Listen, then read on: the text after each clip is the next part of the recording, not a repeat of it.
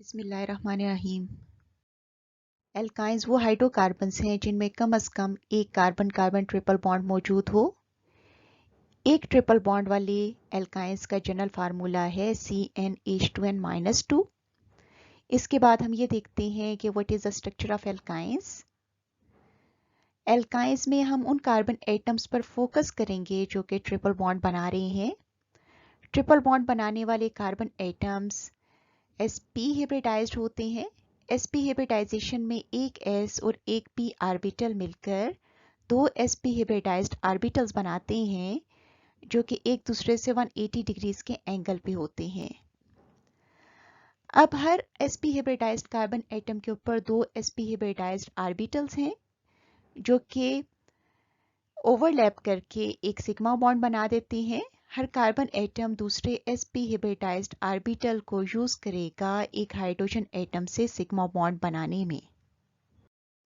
हमने ये देखा कि sp हाइब्रिडाइजेशन में एक s और एक p ऑर्बिटल इन्वॉल्व होता है जो कि यहाँ पर सिग्मा बॉन्ड बना देता है। अब sp हाइब्रिडाइज्ड कार्बन एटम्स में से हर एक के ऊपर दो अनहाइब्रिडाइज्ड ऑर्बिटल्स हैं 2py एंड 2pz। ये पैरेलल वे में ओवरलैप करेंगे ऐसे और ऐसे, और इसके नतीजे में हमारे पास दो पाई बॉन्ड्स बन जाएंगे। इस तरह से हमने इथाइन मॉलिक्यूल जो कि सिंपलेस्ट एल्काइन है उसको डिस्कस किया जिसमें 3 सिग्मा बॉन्ड्स हैं 1 2 3 और 2 पाई बॉन्ड्स हैं। लेकिन हायर एल्काइंस में sp3 या sp2 हाइब्रिडाइज्ड कार्बन एटम्स भी प्रेजेंट हो सकते हैं। एल्काइंस की फिजिकल प्रॉपर्टीज डिस्कस करते हैं जिनमें सबसे पहले कलर और ओडोर आते हैं। एल्काइंस का कोई कलर और कोई ओडोर नहीं होती सिवाय एसिटाइलिन के जिसकी गार्लिक लाइक ओडोर होती है। उसके बाद इनके मेल्टिंग पॉइंट्स, बॉइलिंग पॉइंट्स और डेंसिटीज जिस तरह से हमने बाकी हाइड्रोकार्बन्स के केस में देखा, एल्काइंस में भी मॉलिक्यूलर मेसेस के इंक्रीज करने के साथ साथ मेल्टिंग पॉइंट्स, बॉइलिंग पॉइंट्स और डेंसिटीज ग्रेजुअली इंक्रीज करते हैं। फिर आती हैं इनकी फिजिकल स्टेट्स। रूम टेम्परेचर पर पहले 3 मेंबर्स यानी कार्बन 2 से कार्बन 4 तक गैसेस होते हैं।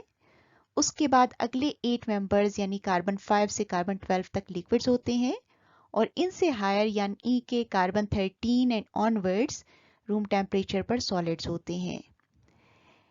अगर हम टर्मिनल एल्काइंस की बात करें तो इनमें थोड़ी सी पोलैरिटी होती है, लेकिन नॉर्मली हम एल्काइंस को नॉन पोलर कंसीडर करते हैं। नॉन पोलर होने का ये मतलब है कि ये पानी में इनसॉल्युबल होंगे और नॉन पोलर सॉल्वेंट्स जैसा कि benzene, carbon tetrachloride, diethyl ether etcetera में सॉल्युबल होंगे। अब हम डिस्कस करते हैं एल्काइंस के मेथड्स ऑफ प्रिपरेशन।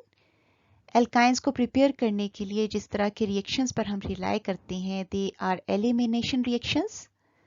एल्काइंस को जनरली हम दो तरीकों से प्रिपेयर करते हैं। एक तो है सोडियम एसिटिलाइट की एल्काइलेशन, यानी कि सोडियम एसिटिलाइट में एल्काइल ग्रुप्स का ऐड हो जाना, और दूसरा तरीका है एलिमिनेशन रिएक्शन। यहाँ पर हम सिर्फ एलिमिनेशन रिएक्शंस को डिस्कस करेंगे। अब क्वेश्चन ये आता है कि what is an elimination reaction. एक एलिमिनेशन रिएक्शन वो है जिसमें एक मॉलिक्यूल से पेयर्स ऑफ सब्स्टिट्यूएंट्स रिमूव हो जिसके रिजल्ट में मल्टीपल बॉन्ड्स बन जाएं। पेयर्स ऑफ सब्स्टिट्यूएंट के रिमूव होने का ये मतलब है कि अगर हमारे पास दो सब्स्टिट्यूएंट रिमूव होते हैं या एक पेयर ऑफ सब्स्टिट्यूएंट रिमूव होता है तो डबल बॉन्ड बनेगा, और अगर दो पेयर सब्स्टिट्यूएंट्स के रिमूव हो जाते हैं तो हमारे पास ट्रिपल बॉन्ड बन जाएगा। एल्काइंस की प्रिपरेशन के लिए हम जिन एलिमिनेशन रिएक्शंस पर रिलाई करते हैं they are of vicinal dihalides and geminal dihalides. इन दोनों केसेस में हर एक मॉलिक्यूल से दो दो हाइड्रोजन हेलाइड मॉलिक्यूल्स रिमूव होंगे और नतीजे के तौर पे एक ट्रिपल बॉन्ड बन जाएगा। ट्रिपल बॉन्ड बन जाने की वजह से we will be getting alkynes.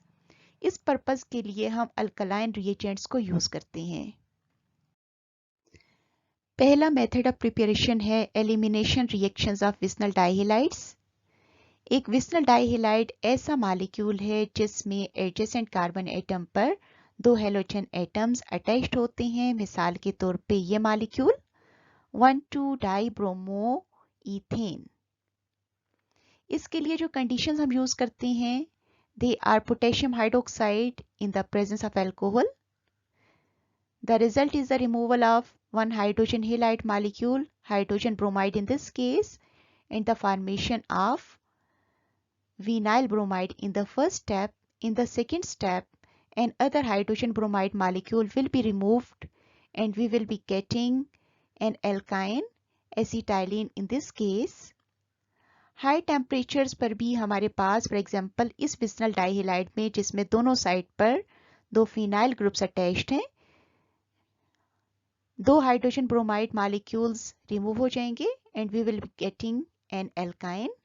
इसी तरह से एल्काइंस को प्रोड्यूस करने के लिए हम एक और स्ट्रॉन्गर बेस को यूज कर सकते हैं. For example sodium amide in liquid ammonia. Temperature should be -33 degree Celsius. The result is the formation of a sodium alkyanide, sodium bromide and 3 moles of ammonia. This sodium alkyanide reacts with water and as a result we get an alkyne. Geminal dihalide ऐसा dihalide होता है जिसमें दोनों halogen atom एक ही carbon atom के साथ attached होते हैं. जब इस तरह के डाइहेलाइड्स को एक strong base for example sodium amide के साथ लिक्विड अमोनिया में ट्रीट किया जाता है तो दो हाइड्रोजन ब्रोमाइड मॉलिक्यूल रिमूव होने से हाइड्रोजन अमोनिया के साथ चला गया और ब्रोमीन आ गया सोडियम के साथ और हमारे पास एक एल्काइन बन गई. उसके बाद हम समरी देखते हैं methods of preparation of alkynes की.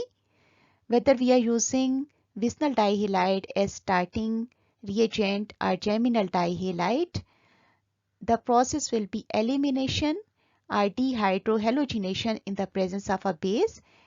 As a result, we are getting alkynes.